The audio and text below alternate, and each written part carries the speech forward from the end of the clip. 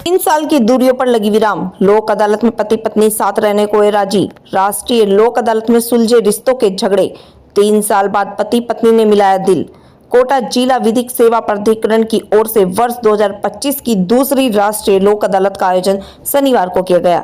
जिला व सेशंस न्यायाधीश सत्यनारायण व्यास की अध्यक्षता में जिले में कुल 15 बेंचों का गठन किया गया, जिसमें कोटा मुख्यालय पर 10, रामगंज मंडी में 2 और दीगोद, सांगोद व इटावा में एक बेंच शामिल रही। इस लोक अदालत में करीब 26,000 राजीनामे योग्य मामले की सुनवाई की गई, जिनमें से 15,000 प्री लिटिगेशन से जुड़े रहे।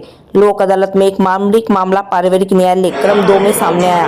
मदाना निवासी राजाराम और उनकी पत्नी गोरा के बीच शादी के कुछ साल बाद मतभेद हो गए थे और वे 3 वर्षों से अलग रह रहे थे। राजाराम ने वर्ष 2024 में तलाक की अर्जी लगाई थी। तीसरी काउंसलिंग के दौरान दोनों के बीच समझौता हो गया और वो फिर से एक साथ रहने को तैयार हो गए। दोनों ने कोर्ट में एक दूसरे को फूल मालाएं पहनाकर साथ जीवन बिताने का वादा किया। दंपत्ति का 2.5 साल का एक बेटा भी है। लोक अदालत जहां आर्थिक और दीवानी मामलों को सुलझाया, वहीं कई टूटते रिश्तों को भी जोड़ने का काम किया।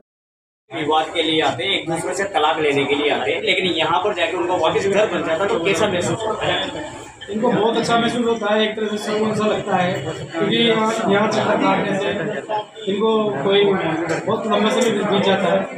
और आप लोगों को हम बहुत अथक प्रयास से इनको इनकी पहले लड़के की सुनते हैं, फिर लड़की की सुनते हैं, दोनों अलग अलग सुनते हैं, फिर एक करके सुनते हैं। सुनने के बाद इनकी इसकी पीढ़ाई ये अलग बोलता है, इसकी पीढ़ाई अलग बोलता है।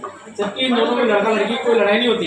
ये बीच वाले बीच वाले होते हैं जो इनका लड़ाई झगड़े करवाते हैं, लेकिन आप या 1 या 2 काउंसलिंग के बाद इसलिए इनका समझौता बन जाता है। लगभग यहाँ से सभी यहाँ पर अलग अलग आते हैं, आप उनको एक करके भेजते हो तो कैसा महसूस करते हो आप? बहुत अच्छा महसूस करते हैं और हम तो चाहते हैं कि हमें इस लायक बनाया तो हम तो और रुपये चाहते हैं। मैं माया मेघवाल काउंसिलर फैमिली कोर्ट बिल्कुल घर पे ले जाओ उसको और कभी कोर्ट इधर बढ़ाने नहीं पड़ेगा। करो इनको ले जाओ, माला बनाओ, आपकी बात आपके साथ है। इधर सामने देखो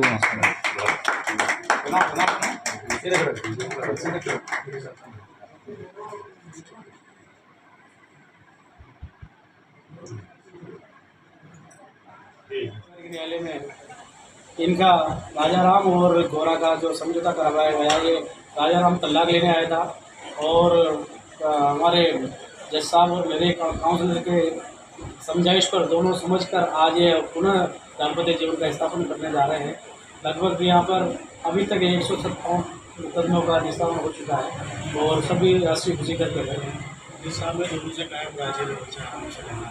जज साहब ने ये कहा है कि पारिवारिक जीवन सफल बनाए और आराम से रहे और आगे भी हम समझौते करवाते रहे। कितने साल से उनके राज कर दी थी परिवार में जीवन में सबसे? लगभग 2024 से इनका मुकदमा चल रहा है, धारा 13। तो इनको समझाइश करी, 2 काउंसलिंग करी, तीसरी काउंसलिंग में इनकी समझ में आ गई। आज लड़का और लड़की दोनों राजी खुशी से यहाँ से ऐसी खुशी से ले जा रहे हैं और ये सीधा इसके घर जाएगा, घर से इसको वहाँ से लेकर आएगा। टूटते हुए घर को बनाने में आपका नाम क्या महसूस करते हैं? मायाराम मेघवाल काउंसलर। लोक अदालत और माननीय न्यायालय लगातार आम नागरिकों को राहत देती आ रही है और इससे न्यायालय की पेंडिंग भी खत्म हो रही है। आज की इस राष्ट्रीय लोक अदालत में कितने तो मामले पेंडिंग है और आज की क्या उम्मीद है कि सर बताइए। नमस्ते। आज जो इस वर्ष की दूसरी नेशनल लोक अदालत है, माननीय उच्चतम न्यायालय और माननीय उच्च न्यायालय के जो निर्देश है, तो राजसा के जो डायरेक्शन के अनुसार यहाँ कोटा में भी जिला विधिक सेवा प्राधिकरण के द्वारा लोक अदालत का आयोजन किया जा रहा है। हमारे कोटा न्याय क्षेत्र में कुल 15 बेंचों का गठन किया है, जिसमें कोटा मुख्यालय पर 10 बेंचें हैं और रामगंज मंडी जो तालुका विधिक सेवा समिति है वहाँ पर 2 बेंचें हैं। दिगोद जो तालुक विधिक सेवा समिति है वहाँ पर 1, सांगोद विधिक सेवा समिति जो है वहाँ पर 1 और इटावा तालुक विधिक सेवा समिति है उस पर एक बेंच का गठन किया गया है। लोक अदालत में जैसा कि हम खूब प्रचार और प्रसार भी कर रहे हैं कि आम जनता के फायदे के लिए ये लोक अदालत का आयोजन किया जा रहा है। आम जनता इसको समझ भी रही है। पिछली बार जो हमारी लोक अदालत यहाँ हुई थी उसमें हमने करीब 1,36,578 केसेज जो है वो हमने कुल मिला करके लिए थे, जिसमें प्री लिटिगेशन के 84,321 और पेंडिंग केस 52,257 थे। उसमें से हमने जो प्री लिटिगेशन के केसेज हैं वो 54,225 और पेंडिंग केस जो थे वो 39,588, टोटल 93,813 केसेज का हमने डिस्पोजल किया।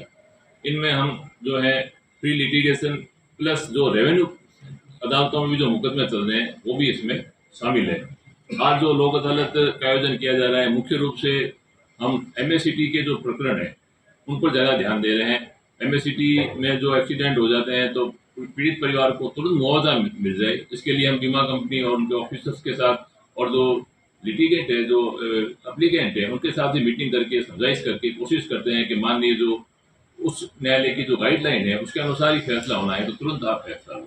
इसी प्रकार से जो फैटल एक्सीडेंट केसेज है उसमें भी ये MACT के नियम ही लागू होते हैं। तो फैटल एक्सीडेंट केसेज में भी हम कोशिश करते हैं कि पक्षकारों के बीच राजीनामा हो जाए। इसके अलावा 138 के केसेज है उनमें जो चेक की जो राशि के बीच में इनका विवाद होता है तो उसमें भी हम कोशिश करते हैं आपसी समझाइश से कि भी लेन देन का मामला है तो आपस में निपट जाए और विवाद न हो और आपस में भाईचारा बना रहे।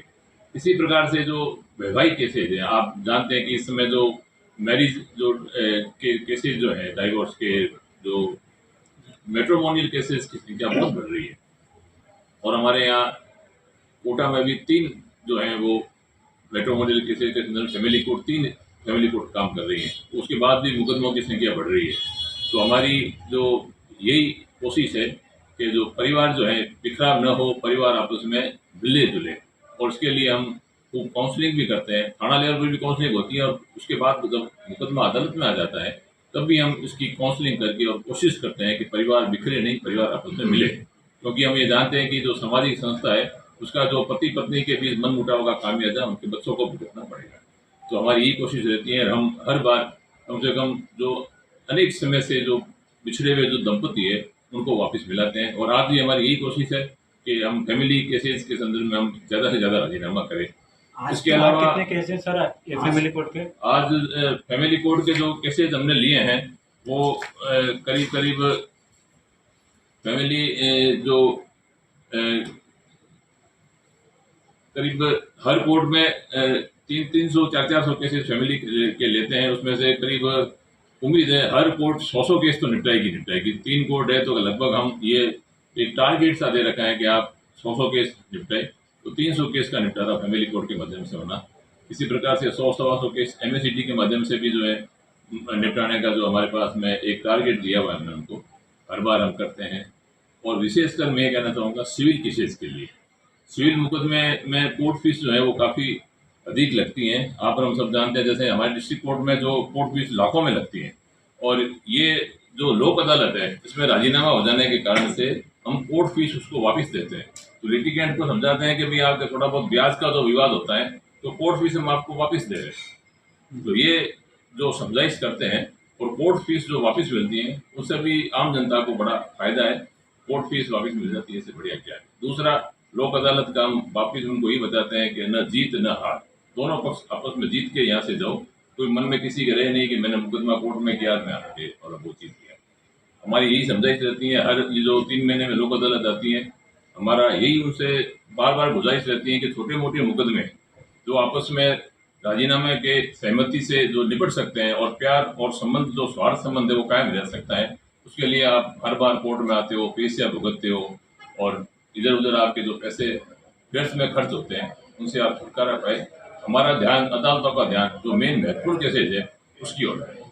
आज टोटल कितना टारगेट है सर? हमारा जो टारगेट है इस बार भी जो करीब हम पिछली बार जो हमने 93,000 है तो हम इस बार ये आशा करते हैं कि 95,000 से ज़्यादा केसेज हम डिस्पोजल करें। आम नागरिकों को संदेश?